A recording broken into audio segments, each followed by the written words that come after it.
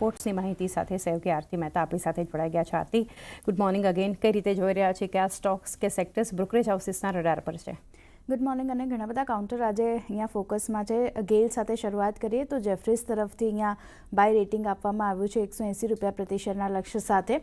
તેઓ અહીંયા કહી રહ્યા છે કે ગેસ અને પેટ્રોકેમિકલ્સ ટ્રેડિંગમાં નરમાશથી Q4માં એબિટા જે છે થોડા અનુમાન કરતાં ઓછા રહ્યા છે.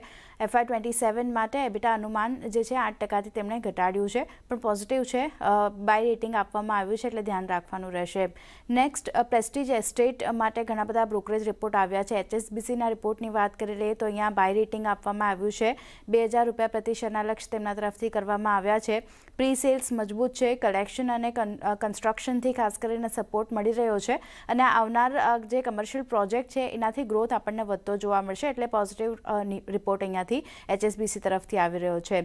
જેફરીઝ તરફથી પણ બાય રેટિંગ પ્રેસ્ટીજ એસ્ટેટ માટે આપી રહ્યા છે. તેઓ લક્ષ્યાંક 1675 રૂપિયા પ્રતિ શેરના કરી રહ્યા છે. તેઓ કહી રહ્યા છે કે વધુ બેઝથી 15-20% સેલ્સ ગ્રોથની આશા બનતી દેખાઈ રહી છે, ને વધારે કેપેક્સ જે છે એણે ગેરિંગમાં વધારો કર્યો છે, એટલે અહીંયા પણ પોઝિટિવ રિપોર્ટ છે. તો પ્રેસ્ટીજ એસ્ટેટ ખાસ એક ફોકસમાં રાખવાનું છે. નોમરા તરફથી LG ઇલેક્ટ્રોનિક્સ માટે પણ પોઝિટિવ રિપોર્ટ આવ્યો છે. બાય રેટિંગ આપી રહ્યા છે તેઓ 1763 રૂપિયા પ્રતિ શેરના લક્ષ્ય સાથે.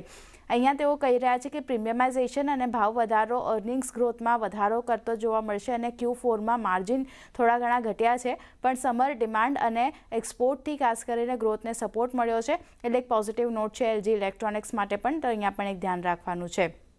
દાલમિયા ભારતના પણ આપણે નંબર્સ આવતા જોયા મળ્યા હતા, ને અહીંયા નોમુરા તરફથી બાય રેટિંગ આપવામાં આવ્યું છે. લક્ષ્યાંક 2500 રૂપિયા પ્રતિ શેરના તેમના તરફથી કરવામાં આવ્યા છે. તેઓ કહી રહ્યા છે કે જે JAL સિમેન્ટના અધિગ્રહણનો અહીંયાથી નિર્ણય કંપનીએ લીધો છે, એનાથી ખાસ કરીને મધ્ય ભારતમાં હાજરી મજબૂત બનશે કંપનીની, અને વેલ્યુએશન અત્યારે તેમને આકર્ષક લાગી રહ્યા છે.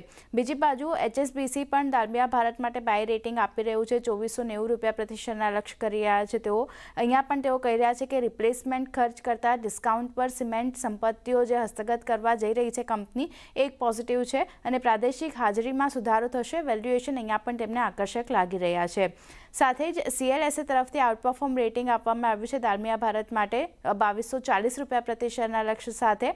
અહીંયા તેઓ કહી રહ્યા છે કે આકર્ષક મૂલ્યાંક પર પણ 5.2 MTPA સંપત્તિનું જે અધિગ્રહણ કરવા જઈ રહી છે કંપની, તે કંપની માટે ઘણું પોઝિટિવ રહેતું જોવા મળશે, જેનાથી તાત્કાલિક રીતે ક્ષમતા વધારો જે છે તે આપણને જોવા મળતો દેખાઈ શકે છે, એટલે અહીંયા ફોકસ રાખવાનું છે.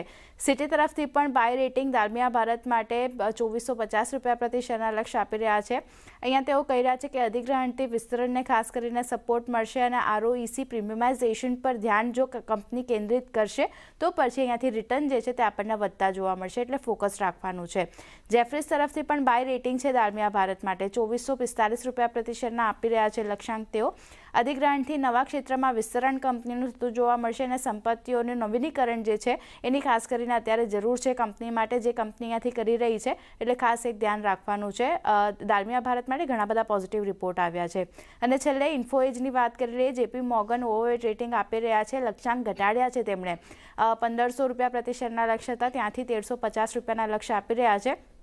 ચોથા ક્વાર્ટરમાં જે નોકરી બિલિંગ છે એનો વિકાસ 9.5% પર રહેતો દેખાયો છે, પણ આ જે ધીમા બિલિંગના કારણે FY27-28 માટે તેમણે અનુમાન જે છે તે 2 થી 10% ઘટાડ્યું છે, એટલે અહીંયા પણ એક ધ્યાન રાખવાનું છે. ઇન્ફોએજ પર પણ રિપોર્ટ આવ્યા છે. તો ઘણા બધા કાઉન્ટર ચાંદની જેના પર બ્રોકરેજ નોટ આવ્યા છે, બધા પર ફોકસ રહેશે.